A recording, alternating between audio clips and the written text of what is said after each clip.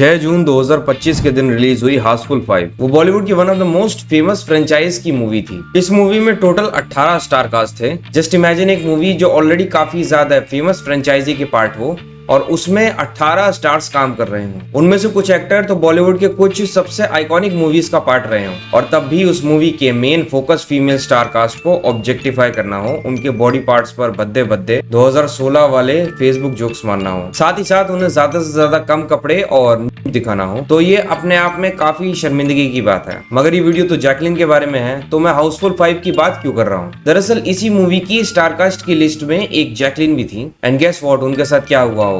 जी हाँ, एग्जैक्टली वही जो कि बाकी मूवी की स्टार कास्ट के साथ हुआ है, female star cast. Heavily objectification, sexual prop की तरह यूज होना। मगर जिस एक्टर को इंडस्ट्री में 16 साल से ज्यादा हो चुका हो, वो भला ऐसी चीप वल्गर मूवी साइन ही क्यों करेगी। साल 2009 में अलादीन मूवी से इंडस्ट्री में डेब्यू करने वाली जैकलिन को इस इंडस्ट्री में आए हुए 16 साल हो चुके हैं। जैकलिन ने अभी तक 35 से ज्यादा मूवीज में काम कर लिया है। इन्होंने अपने करियर का पीक तब देखा जब ये हाउसफुल फ्रेंचाइजी से जुड़ी और सलमान खान के साथ किक में काम किया। मगर ऐसा क्यों हुआ कि जिस एक्ट्रेस पे सलमान खान का हाथ था, जिस एक्ट्रेस को आप हर एक दूसरी बड़ी मूवी में देख रहे हो, वो आजकल सिर्फ एक आइटम गर्ल टाइप कैरेक्टर बन के रह गई है, जिनमें भर भर कर सेक्सुअल प्रॉप ही रह गया है। ये वर्ड्स काफी हार्श हैं, बट कहीं ना कहीं प्रोड्यूसर्स की यही मेंटालिटी है। आइए इस डाउनफॉल पे एक नजर डालते हैं। Let's take a look at the career of actress turned into an object, Jacqueline Fernandez. Downfall से पहले करियर कैसे स्टार्ट हुआ, उस पर भी तो भला एक नजर डालनी होगी। 11 अगस्त 1985, जगह थी मनामा, बहराइन। जैकलिन का जन्म एक मल्टी एथनिक फैमिली में हुआ। उनके पापा एलरॉय फर्नांडिस एक श्रीलंकन थे। उनकी मां किम मलेशियन और कैनेडियन रूट से थी। उनके मैटरनल ग्रैंडफादर कनाडा से थे और उनके ग्रेट ग्रैंड पेरेंट्स गोवा से, जो उस वक्त पोर्टुगीज इंडिया का हिस्सा था। एक मिक्स कल्चर, एक मॉडर्न अपब्रिंगिंग। जैकलिन का बचपन बिल्कुल अलग था। जैकलिन के पापा एक म्यूजिशियन थे श्रीलंका में, लेकिन 1980s के सिविल वॉर, सिन्हाल से और तमिल्स के बीच के कॉन्फ्लिक्ट ने उन्हें बहराइन माइग्रेट करने पर मजबूर कर दिया। वहीं उनकी मुलाकात हुई जैकलिन की माँ से, जो कि एक एयर होस्टेस थी। प्यार हुआ, शादी हुई और एक छोटी सी दुनिया बस गई। जैकलिन अपने सिबलिंग्स में सबसे छोटी हैं। उनकी एक एल्डर सिस्टर और 2 बड़े भाई भी हैं। बचपन से ही जैकलिन एक कॉन्फिडेंट, एक्सप्रेसिव और ड्रीम फील्ड बच्ची थी। बहराइन के सैक्रेड हार्ट स्कूल से पढ़ाई की और फिर university of Sydney mass communication में ग्रेजुएशन। उनका सपना था एक हॉलीवुड एक्ट्रेस बनने का। छोटी सी ही उम्र में उनके दिमाग में कैमरा, स्पॉटलाइट और रेड कारपेट के ख्वाब थे। एक्टिंग के लिए उन्होंने जॉन स्कूल ऑफ एक्टिंग से ट्रेनिंग भी ली और लैंग्वेजेस में भी इंटरेस्ट था। बर्लिक स्कूल ऑफ लैंग्वेजेस से स्पेनिश सीखा, फ्रेंच और अरेबिक भी इम्प्रूव की। ग्रेजुएशन के बाद जैकलिन ने श्रीलंकन टीवी में कुछ टाइम के लिए एक न्यूज रिपोर्टर का भी काम किया। जर्नलिज्म की दुनिया को समझा। हालांकि जैकलिन कैमरा के सामने तो आ गई थी, मगर दिल तो अब भी कैमरा के उस साइड था जहां पर स्पॉटलाइट और रेड कारपेट थी।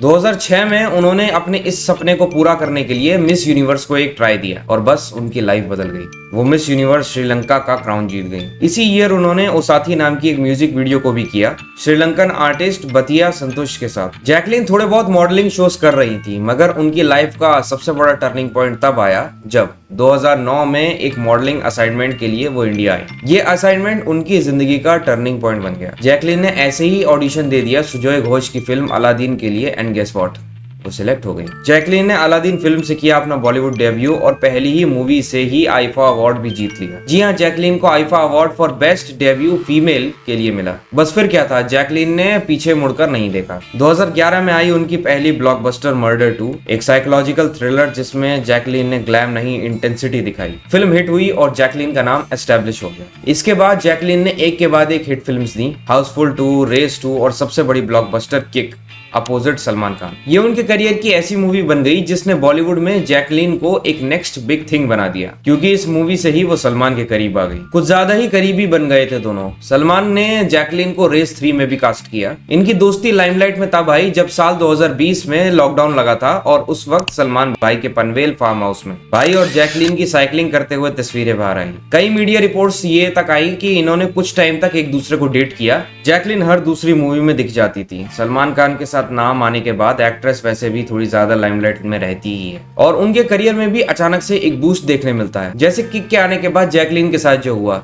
एक के बाद एक हर किसी ने किसी फिल्म में जैकलिन दिखाई देने लगी। जैसे साल 2015 में जैकलीन को रॉय मूवी में देखा गया, फिर उसी साल उन्हें ब्रदर्स मूवी में भी देखा गया, फिर अगले साल 2016 में उन्हें डिशूम और हाउसफुल 3 में देखा गया, फिर साल 2017 में जैकलीन अ फ्लाइंग जट और जुड़वा 2 में काम करती नजर आई। 2018 में रेस 3, 19 में ड्राइव और 20 में तो भाई के डायरेक्ट फार्म हाउस पे ही थी जैकलीन। 2021 में उनकी भूत पुलिस नाम की एक मूवी आई। 2022 में अटैक और राम सेतु में जैकलीन हमें देखने मिली। 23 में सर्कस, 24 में फतेह और 25 में हाउसफुल 5। जैकलीन काम तो कर रही थी, मगर जिस लाइमलाइट में वो सलमान के साथ थी वो लाइमलाइट उनसे लगभग छिन चुकी थी, क्योंकि जैकलीन का नाम सुकेश चंद्रशेखर के साथ आ गया। जी हाँ, वही सुकेश जिसपे 2000 करोड़ का मनी लॉन्ड्रिंग का केस चल रहा है और वो अभी भी जेल में है। 2020 में जैकलीन भाई के साथ थी, मगर 2021 में ही जैकलीन और सुकेश रिलेशनशिप में आ गए थे। सुकेश ने जैकलीन को करोड़ों के गिफ्ट्स दिए, दोनों ने प्राइवेट मोमेंट्स भी शेयर किए। हालांकि जैकलीन ने हमेशा इस रिलेशनशिप को नकारा है, मगर उनके प्राइवेट फोटोज देखकर पता चलता है कि सुकेश और जैकलीन के बीच कुछ तो चल ही रहा था। फिर इस मनी लॉन्ड्रिंग के केस में भी जैकलीन का नाम आया और कहीं ना कहीं यहीं से शुरू हो गया जैकलीन का डाउनफॉल। ये केस बहुत टाइम तक चला और इसने जैकलीन के करियर को बहुत ही ज्यादा नेगेटिवली इंपैक्ट किया। जैकलीन जो एक वक्त एंटरटेनमेंट इंडस्ट्री की हेडलाइन थी, वो धीरे धीरे ही सही मगर नई एक्ट्रेसेस से रिप्लेस होती चली गई। एक वक्त जैकलीन, जिन्हें दूसरी कैटरीना कैफ माना जाता था, लुक वाइज नहीं मगर करियर और कनेक्शन वाइज, वो करीना से काफी पीछे रह गई।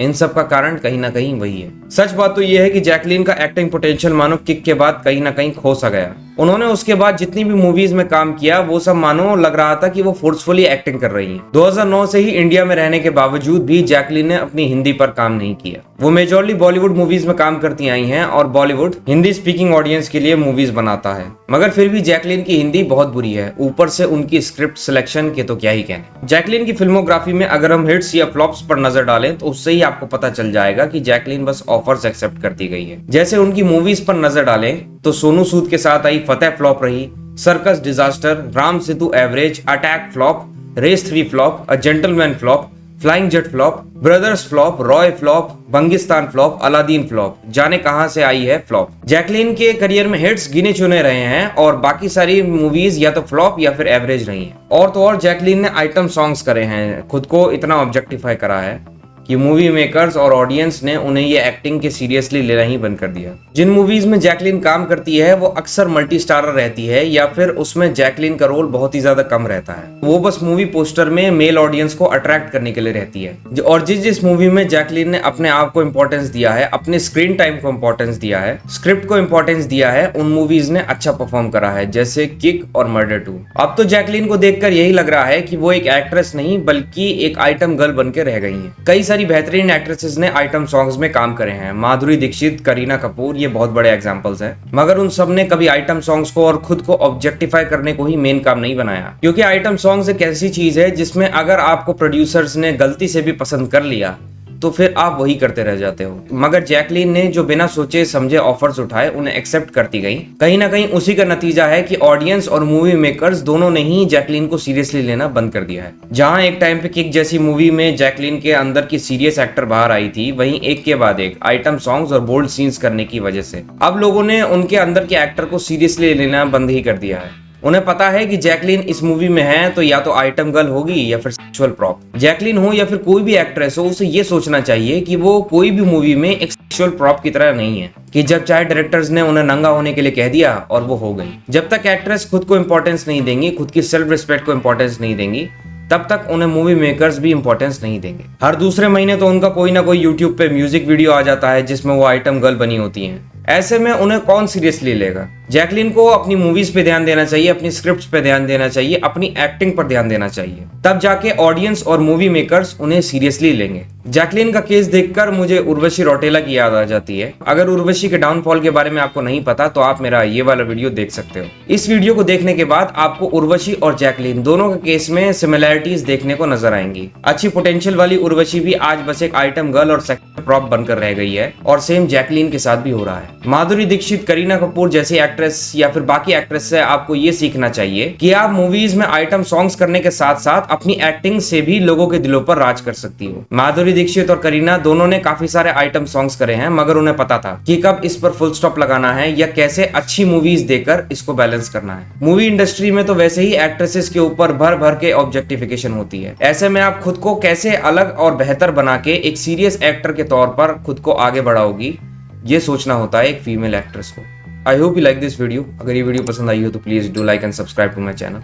अगर तुम अभी भी सोच रहे हो कि तरुण का सॉफ्टवेयर लेना चाहिए या फिर नहीं, तो आंसर सिंपल है, बिल्कुल लेना चाहिए। डिस्क्रिप्शन और पिन कमेंट में लिंक है, ज्वाइन करो और तरुण का टेलीग्राम और सॉफ्टवेयर ले लो। बस जल्दी करो पहले कि ये ऑफर खत्म हो जाए। मिलूंगा आपसे नेक्स्ट वीडियो में, तब तक के लिए आपका अपना एब्सोल्यूट पीस आउट।